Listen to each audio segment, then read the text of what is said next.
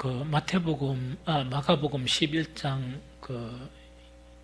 22절에서 25절 요 사이에는 그 기도에 대한 이 마가복음 나름대로 아주 우리에게 기도에 대한 그런 교훈을 줘요. 그래서 어제는 우리 12절부터 24절까지를 나눴고 오늘은 25절이거든요. 간단히 요약하면 뭐냐, 이 마가복음 11장 22절에서 25절까지는 기도에 대한 가장 중요한 세 가지를 가르칩니다. 제일 첫 번째로는 뭐냐, 기도의 가장 중요한 것은 믿음이다. 믿음인데 누구를 믿는 것? 너희는 하나님을 믿으라 하는 거였죠. 그래서 어제 설명한 대로 도저히 이해가 안 되는, 우리에게 늘 좀 시험이 되는 그런 내용이 있었는데, 누구든지 이 산더러 들려 바다에 던지라 하면 그 말하는 것이 이루어질 줄 믿고 마음에 의심하지 아니하면 그대로 되리라. 이 말씀은 어제도 잠깐 이야기했지만 많은 사람들에게 좀 시험이 되고 또 많은 사람들이 기도하는데 정말 이렇게 걸림이 되는 이 말씀이었거든요. 그런데 가장 중요한 것은 뭐냐, 이 말씀은 그대로 받아들여야 한다, 그걸 이야기했죠. 그럼 이 말씀이 구체적인 내용은 어떤 내용인가 하니까, 하나님은 말씀으로 천지를 지었기 때문에 산 하나를 바다에 이렇게 옮기는 것은 아무 문제도 아니거든요. 그럼 이 말씀은 어떤 의미인가 하니까, 우리가 기도가 응답을 받는 것은 그 사람의 믿음에 따라 응답을 받는다. 그래서 성경 곳곳에서 예수님은 말씀하시면서 모든 숱한 기적 자체를 이렇게 말씀하시면서 예수님은 네 믿음대로 될지니라. 즉, 네 믿음이 정말 작은 것 같으면 이 작은 대로 행해지고, 네 믿음이 큰 것 같으면 큰 대로 행해지고, 네 믿음이 눈을 뜰 수 있는 믿음 같으면 눈을 뜨게 되고 하는 그거를 이야기하거든요. 그래서 제일 첫 번째로 중요한 게 바로 믿음이다. 그래서 예를 들은 게 이 다윗을 예를 들었죠. 우리는 절대로 골리앗 나타나면 시비 못 걸어요. 못 싸우거든요. 이 골리앗은 다윗은 어제 이야기한 대로 골리앗을 딱 본 순간부터 저거는 내 밥이다 딱 하고 시작했던 거예요. 그게 뭐냐, 다윗에게는 골리앗을 능히 이렇게 물리칠 수 있는, 죽일 수 있는 믿음이 있었어요. 그래서 골리앗 앞에 나아가면서 무엇으로 나가느냐, 만군의 주 여호와의 이름으로 나간 거예요. 그래서 우리에게 가장 중요한 기도의 응답은 우리가 가진 믿음의 분량대로 응답이 되는데, 그 믿음은 어떤 믿음이냐, 이론적인 믿음이 아니고 어떤 믿음이라고요? 실제적인 믿음이다. 그럼 실제적인 믿음은 어떤 믿음이라고? 골리앗이 딱 나타나면 겁이 안 나는 거라, 저거는 내 밥이다, 이렇게 되는 거란 믿음이에요. 이 골리앗이 나타나면 막 숨고 이러면 그거는 이제 실제적인 이론적인 믿음이 있는데 실제 믿음이 없는 그것을 이야기했다 이야기죠. 그래서 어제 옛날에 한 30몇 년 전에 헤어진 그 자매, 지금 사모인데 이야기했죠. 강도가 딱 들어왔는데 어디 있다고요? 자고 있는데, 강도가 혼자 자고 있는데, 처녀인데, 그런데 강도가 들어가는데 딱 깨우니까 눈 떡 뜨고 난 다음에 보니까 강도가 왔거든요. 보통 같으면 엄마야 하고 막 놀래죠. 사실 엄마야 하나님 해야 되는데, 이 자매는 눈을 끔뻑하면서 막 물을 캔 거예요. 이 나쁜 짓 아니에요? 이래가 됩니까? 이러니까 강도가 놀래 자빠져가지고 오했다고요? 병 가지고 머리 퉁 치고 도망가 보세요. 그게 실제적인 믿음이거든요. 우리에게는 실제적인 믿음을 키워야 돼요. 이론적인 믿음 말고 실제적인 믿음. 그러면 우리가 일어나는 그런 모든 사건들 속에서 실제적인 믿음이면 그때 하나님이 딱 생각이 나고 딱 기도하게 되고, 이거는 극복할 수 있다. 그거는 실제적인 믿음이에요. 그런데 어떤 일이 딱 발생하면 온갖 머리가 막 뱅글뱅글 돌아가는 거 있죠. 세상 깨로. 그래서 자기 나름대로 막 이렇게 해결하려고 막 세자고 사람 만나려고 계속 하는 거 있죠. 그거는 이론적인 믿음이에요. 그래서 기도의 사람들은 무엇을 키워야 된다? 믿음의 분량을 키워야 된다. 그게 실제적인 믿음이다. 또한 두 번째는 뭐냐니까 이거예요. 어제는 안 했지만은 그 몇 절인가니까 24절이에요. 그러므로 내가 너에게 말하노니 무엇이든지 기도하고 구하는 것은 받은 줄로 믿으라. 그래야만 너에게 그대로 되리라. 우리가 기도한 것은 물론 믿음의 분량대로 우리가 이제 구하겠지만은, 기도하고 난 다음에 이미 받았다. 꼭 기대하는 마음이 있죠. 그 기대하는 마음 자체는 기도 응답에 아주 중요한 그런 요소가 된다는 그거예요. 그럼 오늘 마지막 한 가지가 마지막 한 가지가 뭐라고요? 다른 사람을 용서하는 거예요. 다른 사람을 용서하는 것, 이거는 뭡니까? 기도자로서 가장 기본적인 그런 자세고, 기도 응답의 가장 중요한 또 자세 하나가 용서하는 것이다 하는 그 이야기예요. 성경에는요, 이 용서에 대한 가르침을 이렇게 몇 군데 볼 수 있어요. 그러면은 첫 번째 마태복음 6장 14, 15절에 보면 너희가 다른 사람의 잘못을 용서하면 너희 아버지께서도 너희 잘못을 용서하시려니와 너희가 사람의 잘못을 용서하지 않으면 너희 아버지께서도 너희 잘못을 용서하지 아니하시리라. 요거는 두 번 강조했어요. 주님께서 기도를 가르치면서 그 안에서도 뭡니까? 그 다른 사람의 죄를 허물을 용서한 것처럼 우리 죄를 용서해 주십시오 가르치면서 주님 가르친 대로 딱 마치고 난 다음에 연이어 예수님께서 또 가르친 게 뭐냐? 너희가 다른 사람의 잘못을 용서하면 아버지께서 너희를 용서한다. 그러나 너희가 다른 사람의 잘못을 용서하지 않으면 아버지께서 너희 잘못을 용서하지 않는다. 기도와 연관된 거예요. 아주 기도와 연관된 거예요. 또 두 번째는 또 기도와 유사한 것과 연관된 것이 있는데 마태복음 5장 23절 24절 그러므로 예물을 제단에 드리려다가 거기서 네 형제에게 원망 들을 만한 일이 있는 것이 생각나거든 예물을 제단 앞에 두고 먼저 가서 형제와 화목하고 그 후에 와서 예물을 드려라 이렇게 되어 있습니다. 그럼 이거는 뭐냐니까 하나님께 드리는 예물 있죠. 예배나 예물마저도 어떻게 하라고요? 어떻게 하라고요? 요거는 그 상대방이 내한테 잘못한 경우를 이야기하는 게 아니고 요건 어떤 경우입니까? 내가 상대방의 마음을 아프게 했구나 내가 상대방에게 어떤 짐을 지었구나 하는 것이 생각나면 예물을 드리기 전에 뭐부터 하라고요? 그 상대방에게 찾아가 화목부터 해라 하는 그 이야기입니다. 그 화목부터 해라 그리고 난 다음에 예물을 드리라 하는 그거 지금 이야기합니다. 그래서 예물마저도 화목이 아니면 사실은 하나님은 받지 않으신다 하는 그런 의미가 바로 이 용서, 화목과 관계된 그걸 이야기하십니다. 그리고 오늘 이제 마가복음 우리 읽었던 11장 25절은 뭐냐? 기도에서 아주 중요한 것이 뭐냐? 나에게 허물이 있는 자를 용서해 주는 거다 그 이야기입니다.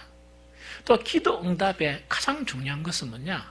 정말 아무에게나 혐의가 있다는 것은 내한테 그 어떤 혐의를 가지고 있으면 그러면 미워하는 마음이나 용서하지 못하는 마음이나 여러 복잡한 마음이 있을 거 아닙니까? 복잡한 그 마음을 가지고 기도하지 말라는 이야기거든요. 먼저 용서하고 난 다음에 그 다음에 기도하라. 그래야 응답이 있다. 그래야 하나님께서 들으신다 하는 것 자체가 바로 뭐냐니까 기도 응답 조건에서 뭐를 이야기하느냐? 나에게 허물이 있는 사람들의 잘못을 용서하는 것 이것을 조건으로 이야기하는 거예요. 그러면 우리가 이제 생각해야 될 게 뭐냐? 왜 용서가 중요하냐? 하나님께 나아가서 기도하는 게 용서가 중요하냐? 이게 아주 이제 중요한 부분이거든요. 심지어 하나님께 또 예배를 드리는데 화목이 또 먼저 중요하냐? 참 이걸 갖다 이유를 좀 알아야 되거든요. 이유하는 것이 가장 중요한 거거든요. 우리가 보통 계속 이야기했지만 이 기도에 시작하고 난 다음에 우리 인간이 예배의 자리로 나아가는 것이나 기도의 자리로 나아가는 것은 어떤 의미냐? 그걸 정확하게 알아야 되거든요. 내가 기도의 자리로 나아가는 것은 무엇을 의미하느냐? 그럼 이거는 뭐냐? 내가 기도의 자리로 이렇게 나아갈 수 있는 것은 어떻게 해서 내가 감히 하나님의 정말 이 존전에 이렇게 나아갈 수 있느냐 이걸 가장 잘 알아야 되거든요. 그게 저번에 읽었죠. 히브리서 4장 16절에 보면 그러므로 우리는 긍휼하심을 받고 때를 따라 돕는 은혜를 얻기 위하여 은혜의 보좌 앞에 담대히 나아갈 것이니라. 자, 이거 한번 봅니다. 우리가 예배를 드리러 가는 것은 예배 드리주러 가는 건 아니에요. 내가 기도의 자리로 가는 것은 내가 기도해 주러 가는 건 아니에요. 그건 큰 오산입니다. 기도의 자리로 나아가는 것이나 예배의 자리로 나아가는 것에 대한 것은 뭐냐? 뭐 때문이라고요? 하나님의 긍휼하심을 받았다.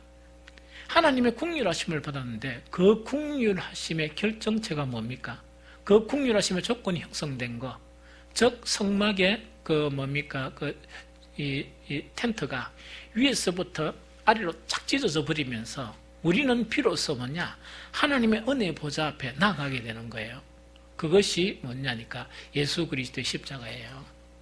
우리는 예수 그리스도의 십자가 때문에 불쌍히 여김을 받고 기도의 자리로, 즉 은혜의 보좌 앞에 나아갈 수 있는 그런 것이 허용되었다는 이야기입니다.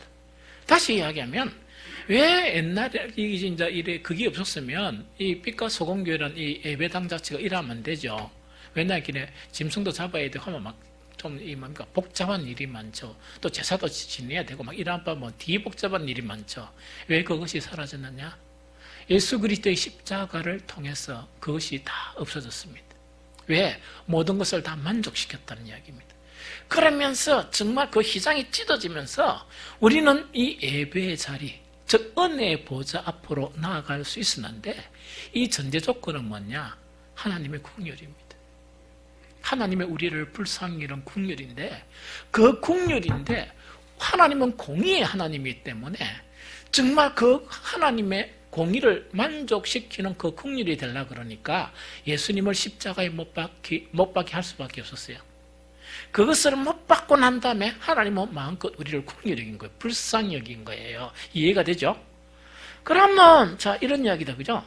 우리는 예수 그리스도의 십자가 때문에 국률하심을 잊고 은혜의 자리로 나가요. 그게 기도의 자리고 그것이 예배의 자리예요. 그런데 이거는 뭐냐? 십자가만큼이나 하늘 땅만큼이나 하나님의 국률하심을 잊고 우리는 그 자리에 국률하심을 잊고 뭡니까? 기도의 자리로 나아가는 거죠? 그 자리로 나아가는데 내한테 잘못한 사람이 있다, 그죠? 잘못한 사람에 대한 그 잘못을 용서마저도 못한다 그러면 그 국률을 받을 자격이 있습니까? 없습니까? 자격이 있는가 봐요. 국률을 받을 자격이 없지. 그래서 성경에는 뭐냐?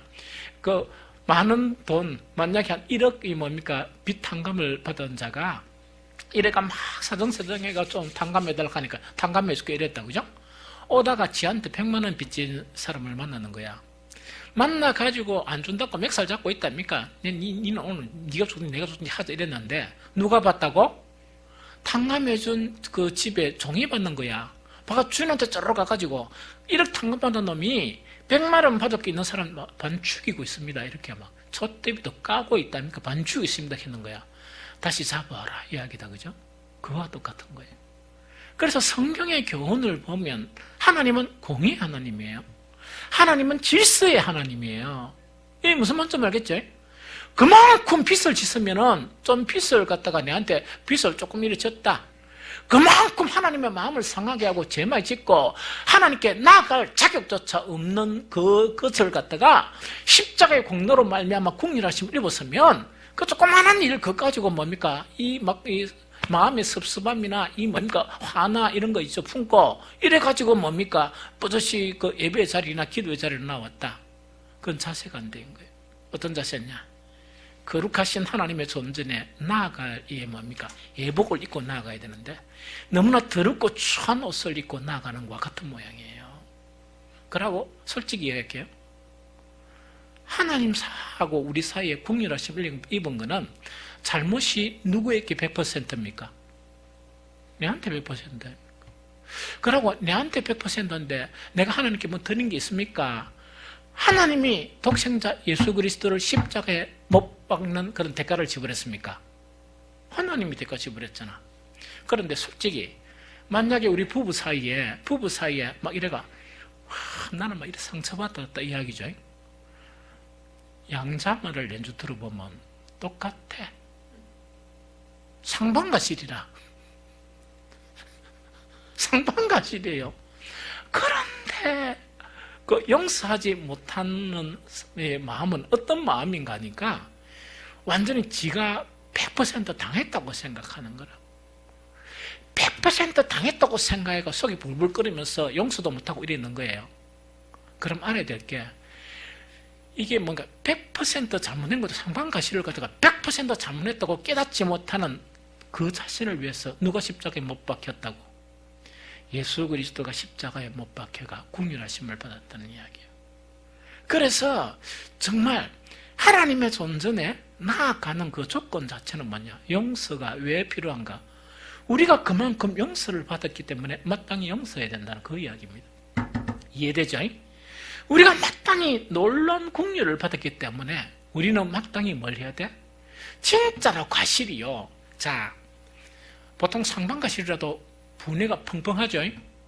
그러면은 내 과실이 49%고 그 다음에 상대방 과실이 51%를 하면 어떻게 되겠습니까?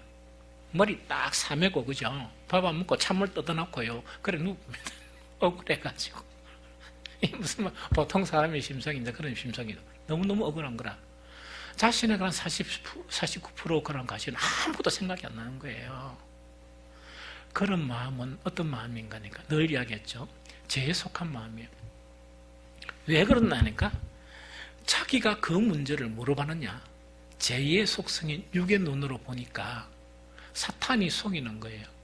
그래서 100% 자기는 뭡니까? 피해를 당했다 이래 보는 거예요. 그럴 때마다 우리가 이번 기도를 통해서 계속 이야기하는 거 있죠. 영의 눈으로 봐야 돼요. 영의 눈으로 보게 되면요, 그렇게 안 보여요. 그래서 진정한 예배자나 진정한 기도자는 어떤 사람들을 이야기하는가? 영의 눈으로 모든 것을 보면서 정말 자신을 추스르면서 주님 앞에 기도의 자리나 예배의 자리로 노는 그 사람을 이야기합니다. 그래서 우리는 이것을 훈련해야 돼요. 이것을 훈련해야 돼요. 성경 곳곳에서 이거를 가르치는 거예요. 아주 중요하니까. 왜? 하나님은 거룩하시니까. 하나님은 거룩하신 하나님이고 하나님은 공의의 하나님이니까. 이게 무슨 말이겠죠? 그래서 하나님 앞에 나갈 때는 자기를 추스려야 됩니다. 추스리면서 자기에게 허물이 있다 하는 그 사람 때문에 아직 마음속에 선뿌리가 있다면 그 선뿌리는 하나님 앞에 나아갈 수 없는 예복이에요. 그걸 버려야 돼요. 하나님 앞에 나아갈 수 없는 옷이에요. 그걸 벗어야 돼요. 벗고 용서 다 해주고 그렇게 뭡니까? 이 기도의 자리로 나오는 것, 이것이 성경이 가르치는 내용이에요. 그럼 두 번째 우리가 읽었던 게 뭐냐? 이거는 두 번째 경우는 이런 경우입니다. 가만히 생각해 보니까 어떤 사람이 내 때문에 마음이 아프고 어떤 사람이 내가 조금 잘못한 거 가지고 너무 힘들 것 같다, 뭐 이런 상황이에요. 이 무슨 말이죠? 그런데 이제 그것도 모르고 이렇게 이제 그 예물을 가지고 하나님께 막 가는데 성령께서 깨닫게 해주신 거예요. 딱 깨달을 수 있으니까 이제 깜짝 놀랐다, 그죠? 이럴 때 뭐냐? 예물을 드리기 전에 쫓아가고 뭐부터 하라? 화목부터 하라. 화목부터 하라. 달려주고 이래가 화목부터 하라. 그거 지금 이야기입니다. 이거 좀 이해가 되겠죠? 그럼 이거는 이제 뭔가 이것도 이제 똑같은 의미예요. 우리가 구원받는데 가장 큰 문제는 어떤 문제였습니까? 하나님과 우리가 뭐 되었습니까? 원수가 되었죠. 원수가 되게 된 원인은 100% 누구에게 있었습니까? 우리에게 있었어요.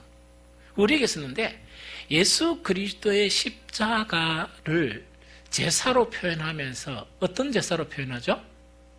화목 제사로 표현하는 거예요. 즉 예수님이 정말 하나님과 우리 사이를 뭐하게 하시려고? 화목하게 하시려고 십자가를 지게 하셨다. 그게 화목 제사예요. 그런데 아까도 이야기했지만 하나님과 우리 사이가 불편했던 관계가 우리가 100%였죠? 100%였는데 예수 그리스도의 십자가 화목 제사, 그 제사로 드림으로 말미암아 하나님하고 우리가 하고 화목이 된 거예요. 이해가 되죠? 그러면 예물보다 왜 정말 화목이 우리 사람과의 화목을 중요하게 생각하는가 이야기입니다. 그럼 이 이야기입니다. 나는 하나님 예수 그리스도의 십자가의 공로로 하나님과 화목하게 되었기 때문에 하나님께 나아갈 수 있는 거예요. 그럼 딱 나아가가지고 내 때문에 고통하는 사람이 딱 있는데 그 사람도 하나님하고 화목되려고 그 독생자 예수 그리스도를 십자가에 이렇게 내어준 사람이에요. 그런데 내가 그 사람에게 상처를 주고 그 사람하고 화목하지 못한 그런 상태를 가지고 이 하나님의 예배 자리로 나아가는 것, 혹은 뭡니까? 예물을 가지고 하나님께 드리러 나아가는 자리라 할지라도 하나님은 기뻐하시지 않는다는 그 이야기입니다. 그래서 먼저 정말 예물을 드리기 전에 어디에 따랐고요? 먼저 네가 하나님의 은혜를 이미 입어서 정말 하나님과 화목하게 되었다 그러면 내가 그 사람하고 이 화목하려고 예수 그리스도를 십자가에 통일하게 내어준 그 사람이 네 때문에 화목이 안 된다 그러면 먼저 가서 화목하게 하라는 그 이야기입니다. 이 무슨 말인지 알겠죠? 그것 자체가 뭐냐니까 예복을 입고 주님 앞에 정말 주님의 존재의 예배를 드리고 또한 기도를 드리는 그런 것을 이야기한다는 이 이야기죠. 그런데 사실은 여러분들 프린트에 보면 오늘 제목 자체를 뭐라 정해놨냐? 기도와 사랑 이래 정해놨어요. 이 기도와 사랑이라는 것을 정해놨거든요. 그러면 이거는 목사가 왜 이 뚱딴지같이 마가복음 11장 25절을 하면서 기도와 사랑이라는 그 제목을 정했을까 하는 그 이야기다, 그죠? 박재수님 찾았어요? 안 찾았어요? 그래서 왜 사랑이라고 정했을까 하는 그 이야기다, 그죠? 자, 여러분들 우리가 대표 기도할 때 보통 우리 장로님들이나 우리 안수 집사님들이나 근사님들 기도할 때 물론 100% 다 그런 건 아니지만 어떻게 기도하는 거니까 보통 사랑과 은혜가 충만하신 혹은 사랑과 은혜가 많으신 그 하나님 아버지 이래 시작해요. 꼭 그렇게 기도하라는 건 아닌데 그 기도를 이래 보면 참 성경적이에요. 너무 성경적이거든요. 그럼 이거는 뭐냐니까 의미를 알고 기도하면 참 더 은혜스럽거든요. 내가 어떻게 하나님께 정말 이 많은 사람들을 대표해서 예배 기도를 할 수 있느냐는 이야기다. 나는 아무리 생각해도 그런 조건이 갖춰진 사람이 아닌데 단지 하나님의 무엇과 무엇? 하나님의 사랑과 은혜 때문에 내가 이렇게 기도의 자리로 나올 수 있다는 그 고백이에요. 얼마나 합당한 그런 이 기도의 내용이요. 억수로 좋은 기도의 내용이요. 그래서 그 하나님의 사랑과 예수 그리스도의 그런 놀라운 은혜 때문에 나는 이렇게 기도할 수 있게 허용을 받은 사람이라는 그 고백이죠. 얼마나 은혜스러워요. 되게 은혜스럽죠. 문제는 뭐냐니까 그런 사랑을 호소하면서 기도의 자로 떡 나아가는데 뭐가 안 됐단 말입니까? 나는 아직 원수된 감정을 안 풀고 있는 거예요. 하나님께 나오면서 나는 이렇게 나오게 된 것이 하나님의 사랑과 은혜라고 하소연하면서 자기는 뭡니까? 아까 상반가시라 그랬죠? 상반가시 뭐자고 내한테 허물이 있던 그 사람에 대해서 아무런 사랑도 없이 하나님의 사랑의 이름으로 나온다는 그 자체가 너무나 모순이죠. 대단한 모순이죠. 여러분들, 그러면 용서하고 무슨 사랑이 무슨 상관입니까? 이야기죠. 대부분의 그런 문학 작가들 자체는 많은 영감을 받는데 그 영감이 대부분 이 성경에서 많이 받아요. 그래서 그 사람들이 크리스찬이든 아니든 뭐냐니까 성경 자체에서 아주 영감을 받고 성경을 인용하면서 그 문학 작품을 이렇게 써 나가요. 제가 읽었던 이름은 다 잊어봤지만 일본에서 꽤 유명한 그런 소설이에요. 그 소설에서 그 작가가 이야기하는 거는 뭐라고 이야기하는 거니까 자기 딸인가 하도 오래전 일까 잘 모르겠는데 이제 시집을 가면서 부모가 처음에 좀 반대를 한 거예요. 반대를 하다 보니까 그래도 결혼하겠다 하니까 한 가지를 묻는 거예요. 그래서 나는 너무 사랑하니까 결혼해야 되겠다 이러니까 뭐라고 그 딸인가 아들인가 묻는가 하니까 이렇게 물어요. 네가 그 사람을 용서할 수 있느냐? 그걸 묻는 거예요. 즉 뭐냐니까 여러분들 사랑에는 용서 없는 것은 사랑이 아니에요. 용서가 없는 것은 사랑이라 할 수 없어요. 그래서 이 사랑이라는 것은 용서할 수 없다 그러면 사랑할 수 없다는 것과 마찬가지거든요. 미국의 작가 에릭 시겔이 있죠. 자기의 작품 속에서 이 사람은 한 가지 더 언급을 해요. 뭐냐니까 그 아내하고 이 남편이 새가빠지 싸웠어요. 그런데 가만히 보니까 이 남편이 한 80% 잘못한 거예요. 잘못해가 막 엄청 싸운 거예요. 엄청 싸우다 보니까 그 겨울 밤에, 낮인가 밤인가 아내가 나가버린 거야, 밖에. 나가보다 보니까, 이렇게, 나가보다 보니까 춥기는 춥죠? 이러다 보니까 그 남자가 너무너무 당황을 해가지고, 밖에 나가가지고 자기들이 갔던 곳에 온 데를 찾아다니는 거예요. 그 여자를, 자기 아내를 온 데 찾아다니는 거예요. 이 찾아다니다가 이렇게 큰일 났다 해가지고 못 찾고 또 오니까, 이 문 앞에 그 겨울에 자기 아내가 오도도로 떨고 있는 거예요. 오들을 떨고 있으면서 내가 막 그 기억나는 거는 뭐라고 이야기하는 건 남편이 떠보니까 딴 이야기 안 하고 딴 이야기가 열쇠가 없었어. 요 이야기예요. 우리 송집 속시 그런 일이 있으면 스무 봐. 이래가 따뜻하면 스무 보세요. 이래가 오들 떨고 있는데 남편은 지가 잘못했다는 거를 막 거의 한 100% 인정은 오니까 막 그런 상태라. 아내가 우들 떨면서 뭐라 하는가 인간아 이런 게 아니고 열쇠가 없었어 이야기였어. 그러니까 막 이 놈이 이래 아내를 들고 들어간 거예요. 들어가가지고 막 눈치 보면서 막 사과하려고 탁 하니까 그 아내가 한 방 더 민 거예요. 그 앞에서 뭔가 열쇠가 없어 하는데 이 완전 이게 그렇게 상태였어요. 지정신이 아닌 게 남자가 지정신이 아닌데 그래가 사과를 하고 막 이래 하니까 한 방 더 미입었어요. 그게 뭔 줄 압니까? 사랑에는 사과가 필요 없는 것입니다. 이걸 이야기하는 거예요. 이미 용서했다는 이야기. 사랑에는 사과받을 필요가 없습니다. 이미 나는 용서했다는 거이거든요. 그러면 어떤 놈인가? 이게 뭐냐니까 성경에 나타난 그 사랑이 뭐냐를 우리에게 너무나 표현해 주는 거예요. 우리 인간적인 육체적인 사랑하고 그 즉 완전한 사랑은 이렇게 차이가 나요. 이해되죠? 그래서 기도와 사랑이라고 표현한 것은 바로 뭘 이야기하는가? 기도는 사랑의 사람이 기도 드리는 것이다. 예배는 사랑의 사람이 하나님을 향해서 예배 드리는 사람이다. 그게 바로 뭐냐? 그 사랑 안에는 정말 꼭 있어야 될 부분이 있는데 그것이 뭐냐? 용서라는 이야기. 좀 이해가 되죠? 이제 말씀을 맺겠습니다. 참 기도의 사람이나 참 예배의 사람이 있죠.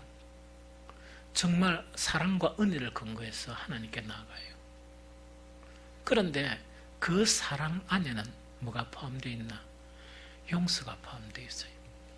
하나님께서 우리를 용서하시는 자비와 긍휼이 무하신 뭡니까? 용서. 그래서 우리에게는 아무것도 받을 게 없으니까 자기의 독생자 예수 그리스도를 십자가에 내주면서 용서하신 거예요. 이해되죠? 그러면은 우리는 정말 은혜 보좌의 앞에 나아가는 것은 바로 뭐냐? 그런 용서가 있는 사랑. 이게 뭐냐? 말만 그 하나님면 말고 보이는 우리 지체들에 대한 또 나에게 허물이 있는 그런 자들에 대한 그 뭡니까? 에릭 시겔의 그 여자처럼 이거는 뭐냐? 정말 사랑이란 사과받을 필요가 없다. 하나님 그런 이 용서 자체를 가지고 하나님께 나아가게 되면 하나님은 우리가 기도할 때 우리의 기도를 들으신다는 이야기예요. 우리의 기도를 들으시도 뿐만 아니고 우리의 기도를 응답하신다 하는 그 이야기예요.